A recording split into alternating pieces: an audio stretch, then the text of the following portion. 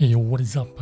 We are back with another mouse review. This time it's going to be the Pulsar Xlite V2.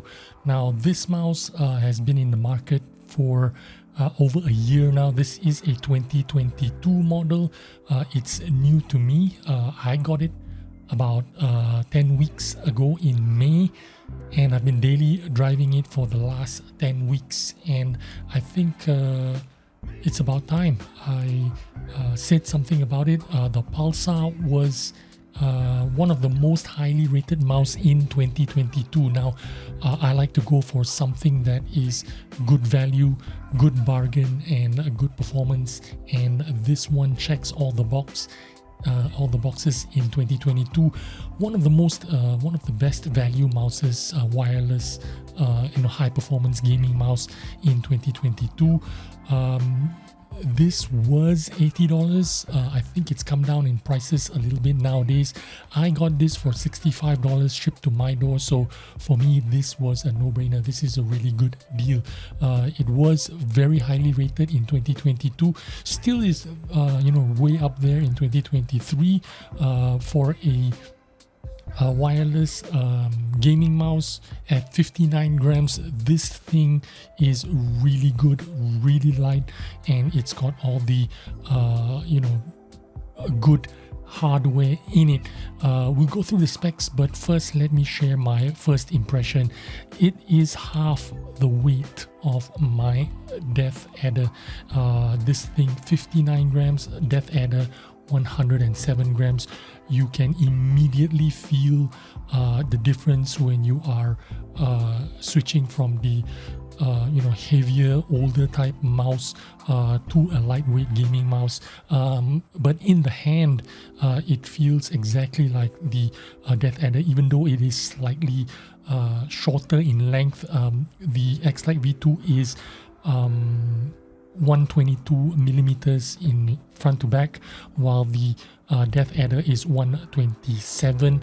But in the hand, they're both what do you call this, contour mouses, or I can't remember what you call them. I'm so sorry. They're not ambidextrous mouses. They are opposite of ambidextrous mouses. These are ergonomic mouses. Yeah, that's what I wanted to say. So these are ergonomic mouses. The shape very similar to the Razer, where it is lower on the mouse 2 button, higher on the mouse 1 button. Exactly the same, lower on the mouse 2 button, higher on the mouse 1 button. It feels very premium for a budget mouse. I would call this a budget mouse because it is $80 and below. It is not exactly a $50 budget mouse, but it is in that budget category because it is a lot cheaper than a Death Adder V3 or a G Pro Super Lite. It feels premium. If I compare it to the latest mouse that I just reviewed, the Dragonfly F1 Pro Max, the Xlite V2 actually feels a little bit more premium than the Dragonfly. Not that the Dragonfly does not feel premium, it does, but if I'm going to be honest, the Xlite V2 feels even more solid in terms of construction, the thickness of the shell and stuff. It just feels like a little bit more expensive, I suppose, and that's the feeling that I'm getting out of the Pulsar Xlite V2. Now, to be honest with you, I was going for the Death Adder V3 Pro or the GPX Super Lite when I wanted to get a new mouse. In case you didn't know, the Death Adder broke on me and I had to get a new mouse, and when I was doing my research, I was going to get the Death Adder V3 or the G Pro Super Lite, but I ended up with this one because my budget conscious mind just wouldn't let me splurge $120, $130 on those kind of mouses. I really don't believe a mouse should cost more than $80 new. Now, back when in 2015 when I bought my first quote-unquote gaming setup, I was told the Death Adder was the safest bet, gaming mouse. Back then I think I paid about $120 for a basic the stock Death Adder with the green color.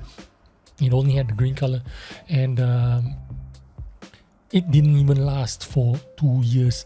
You are looking at the Death Adder Elite, and this is actually my 6th Death Adder. 6, yes, that's right, 6 Death Adder. Back then, I paid $120, but because I keep breaking them and having them replaced under warranty, I got 6 of these. I bought 1 and I got 5 of these replaced. This particular one is now 3 years old, and it's broken down twice within its first 1.5 years. The scroll wheel broke on the first occasion, and then on the second occasion, the mouse 1 switch broke, which means it double clicked. But by this time, Razer had already, the Razer, the local guys, I suppose, they already told me that they would no longer warranty my claims because I keep breaking them too often. Now imagine if Razer didn't have a 2-year warranty policy on their Death Adder. I would have been out of pocket $500 just to replace the Death Adders. So in fairness, you can see why I'm against spending the big bucks for these so-called premium mouses. Now back to the Xlite V2. This is a super solid feeling mouse, and I compare it to the Dragonfly that I just if I compared it to the Dragonfly that I just reviewed, like I said, this feels like a better build quality mouse. That's not to say the Dragonfly doesn't work the same way. It works exactly the same way. It works just as well. But in the hands, maybe because it's a contour mouse, or maybe because it's a bigger mouse, it feels like it's more solid. You know what I mean? It feels more there. It feels like it has a better build quality. And to be honest with you, any company that has products literally exposing the innards of their mouse or their equipment, you got to have some kind of confidence to do that, right? It's like eating in a restaurant when you can look into the kitchen and see how the sausage is being made, so to speak. I've got to admit, it's a level of respect that you have to afford the brand in general. Now, my understanding is that the Pulsar, the company, is Korean, and their products are made in China like everyone else. Sure, a lot of Chinese companies try to copy the Apple iPhone, but they just can't quite get there. And that's the feeling I get with the Xlite V2. There's just something about it that makes it feel like a non-Chinese product. It's the aesthetic package with their sleek website and intuitive custom software. You're getting a kind of like a special product. Now in the hands, the button actuation feels premium, especially like the feel of the side buttons. The side buttons, soft and spammable. You can hear it. It just feels really nice. It feels, if not as good, better than a Death Adder kind of feel.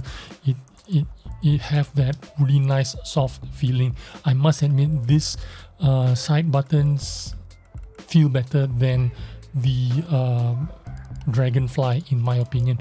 Not that the Dragonfly is bad, I just prefer the Xlite V2 side buttons. They just feel really soft and nice for some reason. But the mouse 1 and 2 buttons, it's loud and clicky. If I'm being honest, I prefer the Dragonfly mouse 1 and 2 buttons.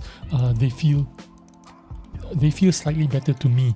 It could be different for everyone, and I will assume that it is, but for me, I think the Dragonfly slightly better feel, although the Pulsar is by no means anything bad.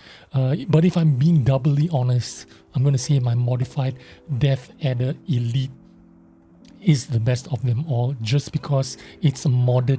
It's got the Kale silent switches, absolutely no sound at all. It feels quicker, and it just feels more spammable. It feels nicer that way. But yeah, the Pulsar Xlite V2, this thing comes with the cord, USB-A to USB-C, and then there's a extension. This is the extension, and then there's the dongle. The dongle is plugged into the PC right now. This extension is for you to put on your table, so to speak. So you put it like that so that you have a closer connection to your dongle if you wanted to, but you really don't need it at all. But if you did want to, this dongle even has like a bit of a rubber feet, so if you put it on your table, it will not move at all. This is a very good attention to detail. This is a very small thing here, just rubber feet on the extender, and it feels like they thought of this. They put some thought into the product, and it's a very nice touch. It doesn't move when you put it on the table, unlike the Dragonfly dongle. You see this the Dragonfly dongle does not have any kind of sticker anywhere on the extender, so it's just going to be sliding around the place if you have it around on the table, while the Pulsar dongle, it is clearly branded, embossed Pulsar on it, which makes it feel a little bit more premium, a little bit more expensive. The VGN, you can see it is just printed on it, and then of course you have the rubber feet on the extender, which makes it it feels like they put some effort into the design of the product, which is really good. But anyway, you are getting pretty good hardware for this mouse, the Xlite V2. You get a Kale GM 8.0 switch. I think it's rated to 90 million clicks or whatever. Again, an ergonomic ambidextrous mouse, an ergonomic mouse, contoured mouse, and it feels really good in your hand. The software itself, pretty intuitive to use, and it looks pretty cool as well. If you click on it, you can see everything is very easy to understand and to navigate through. What else do I want to say? We'll talk a little bit about the equipment. Again, the dimensions: 122 millimeters length, 66 width, 42 millimeters in the height. Again, the sensor PAW3370, not the latest, absolute latest sensor. The latest one is 3395, which is on the Dragonfly, but the 3370 is just as good. 1000 Hz polling rate, pretty standard and general. Again, Kale 8.0 switches, and yeah, I suppose that is about it. The future of the Pulsar brand is what I want to talk to you next about, and the future is very interesting, and that's because you are looking now at the Pulsar Xlite 2023. They're going to get rid of the holes, the venting holes on the side and on the back of the mouse. This is the 2023 new model. It will be coming out, I don't know when. I'm assuming it's going to be a summer or spring release, and this is the new Pulsar Xlite. They're going to use optical switches, which is going to make it interesting. I don't know how exactly it's going to perform. They're going to have 3 sizes. You're going to have the mini, you're going to have the large, and you're going to have the medium. The medium is the same one that I have in my hand right now. So a medium would be a 122mm. So a large would probably be a 127, like maybe just like exactly like a DatBoyGuru V3 size, I suppose. So this is what you can look forward to in the 2023 lineup. And they also are going to have an esports version of the Pulsar mouse, which will come with OLED screens in the middle of the mouse. Now these OLED screens are going to display your DPI and your polling rate and your battery battery remainder. And the reason they're doing this is because this is an esports centric mouse. They're going to have the DPI button just underneath the sensor where you can change the DPI. Now the logic for this means is you can bring your mouse anywhere you want to in LAN tournaments or any kind of events. You do not need to download any software into the PC that you are gaming on. You can just do your settings on your mouse, straight on the mouse, click on the button to dial in the DPI that you want, and immediately game with it. Also, it's going to be 4000 hertz polling rate wireless. This means, of course, this mouse will come with some kind of a dongle, which will be interesting. And another big news is this mouse is going to be 8K capable, 8000 hertz polling rate capable, wired. So in wired mode 8000 hertz, in wireless mode 4000 hertz, very high polling rate. You really don't need more than 1000 hertz polling rate, but I am told that you can feel a difference between the 1000 hertz and 4000 hertz polling rate. I have yet to try it myself. Perhaps I will get the dongle for the Dragonfly and check it out myself, but let's see what happens with that, and we'll see how that goes.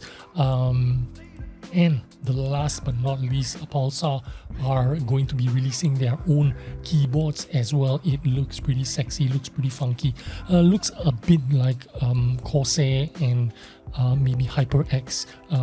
It looks like it's got some stages here. I mean, it's raised at the top here. It has a knob, it has a couple of buttons there, pretty cool looking. Underneath, exoskeleton, again you can see where the sausage is being made, and you've got to have a little bit of respect for that kind of confidence.